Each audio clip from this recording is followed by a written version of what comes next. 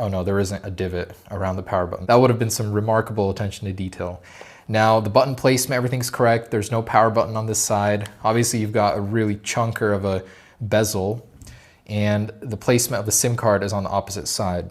This seems like maybe an LED light or a completely false hole. I think these are completely false, like there's nothing behind them.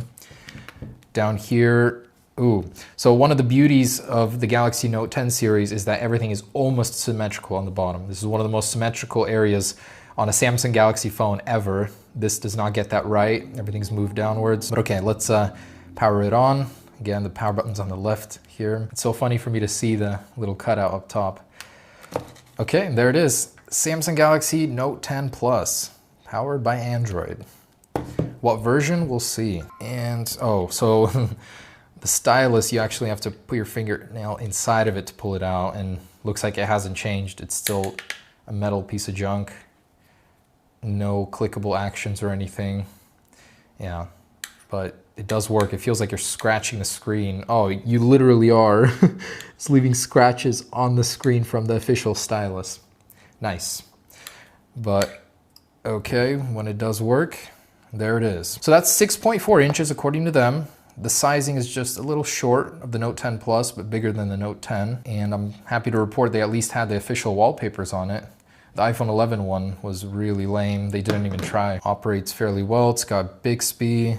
I mean, wow, I'm impressed. This looks really, really good. It's a shame that it didn't come in the Aura Glow color, but even the white looks really good. It's got a pearl effect to it, like a nice paint job on a car. So let me go ahead and get this set up with Wi-Fi, and we'll see what it can do, what it's capable of, and all those 4 cameras on the back. I'm excited to test those out, all one of them. So I've ran a Geekbench on both, and the clone is just about how you'd expect, a 1,108 multi-core score.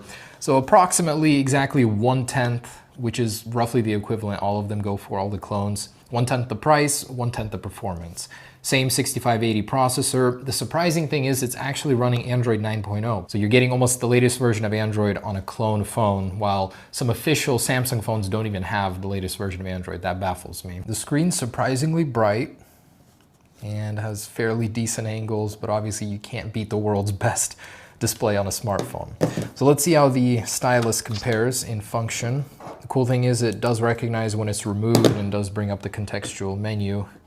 So it doesn't work on the real one, and the real one doesn't work on this one. Completely different technologies. So the menu here, fairly similar, just an older version of it. And you have basically the same functions. So you can take a screenshot, draw on it. And obviously it's a lot more responsive on the real deal. Fairly decent latency over here. Miles better though. Like this feels like you're drawing on paper over here, lagging behind. Then you have the edge swipe on this one. You can bring up the shortcuts, and same deal over here. So the software attention to detail, fairly close. Samsung Skin looks really good on this clone. And then of course you got Bixby, but an older version of it. Cool. All right, so I want to go ahead and test out the fingerprint sensor that they say they have in the display. Yeah, so they have the iris unlock, which is their really crappy version of the real deal. And here is that. So putting it down right there, if I put it anywhere else, doesn't activate, so it has to be right here. It's vibrating, letting me know it's scanning it. Okay, we got a fingerprint. Let's test that out. And cool, it unlocked. Now let's test it out with my other finger, which also unlocks it. So yeah, this isn't fooling anybody. So just like the rest of this, absolutely fake. Let's move on to those cameras. I can't wait to test out all 4 of those cameras. Just by looking at it, it appears that the bottom one is the fake one.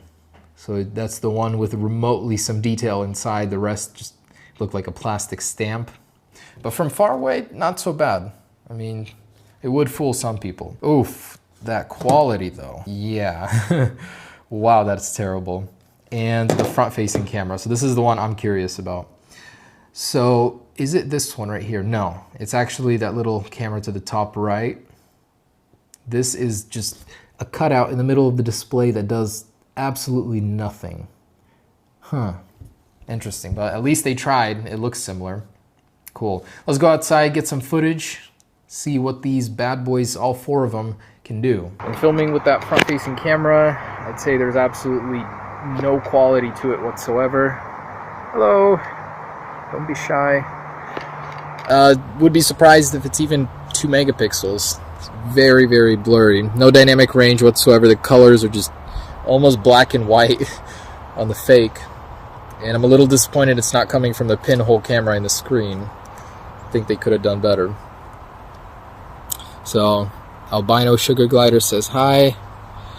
And front cameras are a bust. Let's go to the rear. And the rear sensor, which I'd estimate is about 5 megapixels, but records at 15 frames per second.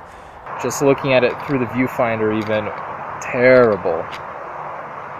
Colors are muted, dynamic range, non-existent. So props to Samsung. They've done some amazing work with their cameras.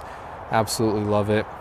And you cannot compare with a clone. I think nobody buys this to actually take pictures on it, but the 4 cameras was certainly a lie. I'd say the design overall does check out on these clones. I mean, it looks good, aside from being a little chunkier. Most of the colors line up on the borders, but the back would be nice to have here, although I don't see anyone using it that much, so does it really matter? Okay, let's go back and take a look inside. See what new manufacturing techniques they've incorporated in this clone. Unlike the iPhone back, which is glass, this one is plastic, and from factory it's already sort of peeling off. So they made my job a little bit easier here. Held on with adhesive and a prayer, and there it is. Actually, one of the most boring interiors I've seen. You have a micro SD slot right here, easily accessible if you wanted to upgrade it, and a fairly large battery, 2600 milliamps right here. Otherwise, very, very boring. Obviously, 2 fake camera lenses. These aren't even lenses, they're just little divots in the plastic. Absolutely lazy. I mean, how hard would it be to make at least a dual lens clone? No one's even done one to this day. Bare minimum. And very easy mechanism here. So no wonder this thing is so heavy. It actually does have cast metal everywhere inside, adding to the weight. Considerably heavier than a larger phone, the official one. Okay, so nothing to see inside. This is a pretty decent one. I feel like they tried fairly well. They gave it the latest version of Android. Could have been worse. And it's a bit charming, you know? This could have been worse up here too. At least they gave it a similar look to the real one.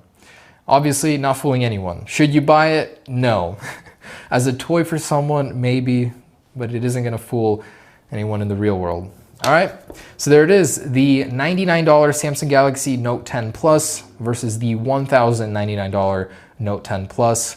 No comparison, but you do get 1/10 of the phone for 1/10 of the price. So for some people, you know, it could work. All right, thanks for watching, guys. Do not buy the Galaxy Note 10 Plus clone.